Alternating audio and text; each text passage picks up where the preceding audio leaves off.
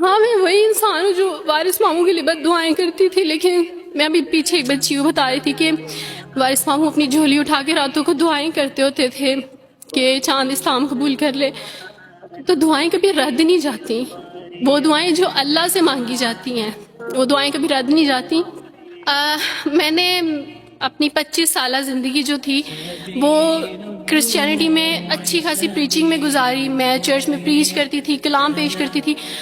ایک آپ کہہ لیں کہ کٹر مسیحی تھی میں، اور ایسی مسیحی تھی جو وارث ماموں کو یعنی بولنے نہیں دیتی تھی فیملی میں. جب مجھے پتہ چلتا تھا کہ آج وارث ماموں فلاں فیملی میں وزٹ کر کے گئے ہیں تو میں اس گھر میں پہنچ جاتی تھی. اس سے پہلے کہ وارث ماموں کی باتیں ان کے ذہن پہ اثر کریں، مجھے خدا کا کلام پیش کرنا ہے، ان کے گھر پہ جا کے دعا کرنی ہے تاکہ شیطان اپنا کام نہ کرے. بیکاز میرے نزدیک وارث ماموں جو کام کر رہے تھے وہ شیطان کا کام تھا، کیونکہ وہ خداوند سے دور کر رہے تھے میرے لوگوں کو. تو میں اس فیملی میں پہنچ جاتی تھی، اپنے لوگوں کو چاہتی تھی کہ وہ خداوند کے ساتھ جڑے رہیں، وہ کبھی خداوند کا انکار نہ کریں، وہ یسوع مسیح کا انکار نہ کریں. یہ سب میری یعنی میں آپ کہہ لیں کہ ایک اسٹرانگ ورک کرتی تھی. مجھے اس چیز کا ڈر رہتا تھا کہ وارث ماموں کی وجہ سے اب مزید لوگ اسلام قبول نہ کر لیں، لیکن کیا پتہ تھا کہ اللہ تعالیٰ مجھے ہی دائرہ اسلام میں لے آئیں گے اور میں ہی وہ شخص بنوں گی جو اسلام قبول کرے گی. سی ایس ایس کر رہی تھی، میں نے بی اے کمپلیٹ کیا اپنا، اور اس کے بعد میں سی ایس ایس کر رہی تھی. اس کے دوران اللہ تعالیٰ نے مجھے یہ توفیق دی کہ اسٹڈی آف ڈفرینٹ ریلیجینس کی کتاب پڑھنے کے دوران یہ سبجیکٹ جب میں پڑھ رہی تھی تو مجھے پتہ چلا کہ اسلام ہی خوبصورت مذہب ہے. اچھا آپ یقین جانیں وارث ماموں رمضان میں قرآن پاک ڈسٹریبیوٹ کرتے تھے اور راشن دیتے تھے. تو میرے بھائی کے ایک جہاں ڈیوٹی کرتے ہیں وہاں ایک انکل تھے، گارڈ تھے، ان کے لیے قرآن پاک لے کے ان سے رکھا ہوا تھا اور راشن بھی لے کے رکھا ہوا تھا. اور میں اس قرآن پاک کو نا چھپا چھپا کے اپنی سیف میں رکھتی تھی اور ڈرتی تھی کہ کسی دن میں اس کو کھول نہ لوں. اکثر ایک دو دفعہ پکڑا کہ کھول کے دیکھوں تو صحیح، کوئی نہ کوئی غلطی تو ہوگی نا اس قرآن میں بھی، یہ تو بڑی باتیں کرتے ہیں بائبل کے بارے میں، کچھ نہ کچھ تو ہوگا. لیکن اب یقین جانے ایک ڈر تھا کہ جس دن میں نے اس قرآن کو پڑھا میں اس قرآن کو اپنا دل دے بیٹھوں گی. اور وہی ہوا کہ جب میں نے قرآن پڑھا تو میں اس پر ایمان لائے بغیر نہیں رہ سکی. ایک رات وارث ماموں کو کال کی اور ان سے کہا کہ 2 بجے کا لگ بھگ ٹائم تھا، اور ان سے کہا کہ وارث ماموں مجھے آپ سے ضروری بات کرنی ہے. تو انہوں نے کہا کہ کیا بات ہے بیٹی، کوئی زندگی موت کی بات ہے؟ تو میں نے کہا کہ ایسے ہی سمجھ لیں، میں رو رہی تھی. تو انہوں نے کہا کہ سب خیریت ہے. تو میں نے ان سے کہا کہ بس بغیر کچھ کہے آپ مجھے کلمہ پڑھا دیں وارث ماموں. اور وارث ماموں اور میں بالکل خاموش تھے. یعنی وارث ماموں کہتے ہیں کہ اس وقت مجھے لگا کہ جیسے میرا دل پھٹ جائے گا. مجھے یقین نہیں آ رہا تھا اپنے کانوں پہ کہ وہ جو سب سے بڑی رکاوٹ تھی وہ مجھے خود کہہ رہی ہے کہ مجھے کلمہ پڑھا دیں.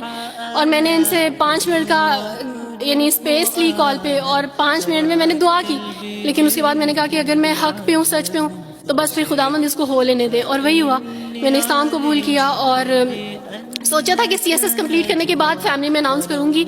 لیکن اللہ تعالیٰ نے کچھ اور منصوبے بنائے ہوتے ہیں، انسان کے کچھ اور منصوبے ہوتے ہیں. آپ یقین جانے میری فیملی کو جلدی پتہ چل گیا. ایک رات میرے بابا نے وارث ماموں کو گھر بلایا اور ان سے کہا کہ ہم چاند کی شادی کرنا چاہتے ہیں، آپ اس سے پوچھ دیں کہ اگر کسی کو پسند کرتے ہو تو ہم اس کی شادی اس سے کر دیں، ہم جو ہے نا وہ اس کی مرضی کے خلاف نہیں جائیں گے. تو میں نے ان سے کہا کہ آپ ایسا نہیں کر پائیں گے. انہوں نے کہا کہ نہیں ہم کر سکتے ہیں. مجھے یہ تھا کہ مجھے پچھتاوا نہ رہے کہ میں نے شاید اس دن پاپا سے بات کرتی تو پاپا مان جاتے. تو میں نے ان سے کہا کہ پاپا میں ایک مسلمان مرد سے شادی کروں گی، آپ ایسا میرے لیے کر سکتے ہیں؟ اگر آپ کسی مسلمان سے میری شادی کریں گے تو ٹھیک ہے، میں شادی کرنے کے لیے تیار ہوں. میری گھر میں ایک سناٹا چھا گیا، اور اس خاموشی کے بعد جو ہے یعنی سب فیملی والے رونے شروع ہو گئے. انہوں نے کہا کہ آپ اپنے مذہب میں واپس آ جاؤ.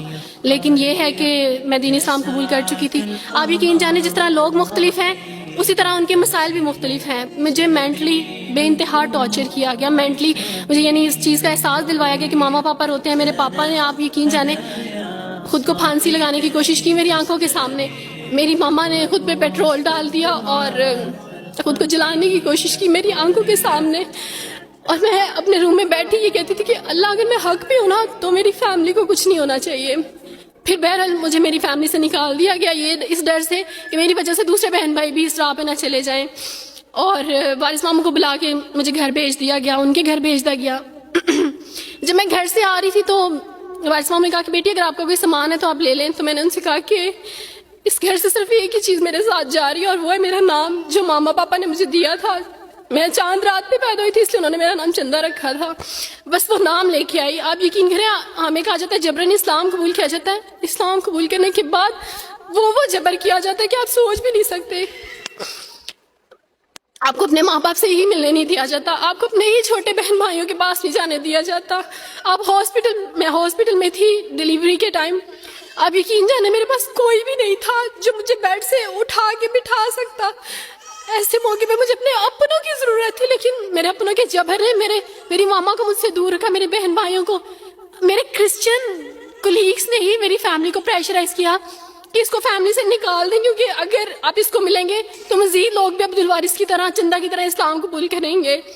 मैं ना हॉस्पिटल में लोगों से कहती थी कि मुझे बेड से उठा के बिठा दें, सिजेरियन के बाद मैं उठ नहीं सकती, मेरा बेबी रो रहा है, कोई मुझे बेबी पकड़ा सकता है। आइडिया ही नहीं था हॉस्पिटल में क्या क्या लेके जाते हैं। मेरे पास एक ऐसा दुपट्टा नहीं था जो मैं चेंज कर सकती। ऐसे मौकों पे आप यकीन जाने आजमाइश और जबर इस्लाम कबूल करने के बाद मिलता है।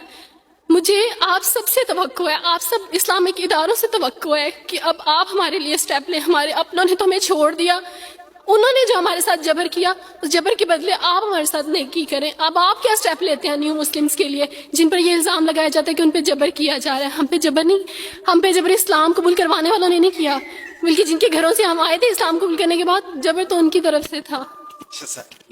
कभी इकट्ठे बैठ के रोएंगे। जब घर में बताया था कि इसने इस्लाम कबूल कर लिया तो एक सन्नाटा छा गया, और वो ऐसा सन्नाटा था कि जिसकी चीखें आज तक सुनाई दे रही।